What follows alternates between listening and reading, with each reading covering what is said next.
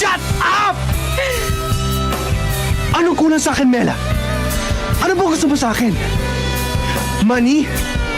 Is that what you want? Am I not good enough for you? Di ba ako sapat sa'yo? Sabi mo nga sa akin. Sino-sino pa ba kami? Ilang kami mga lalaki ang ginagamit at ginagago mo?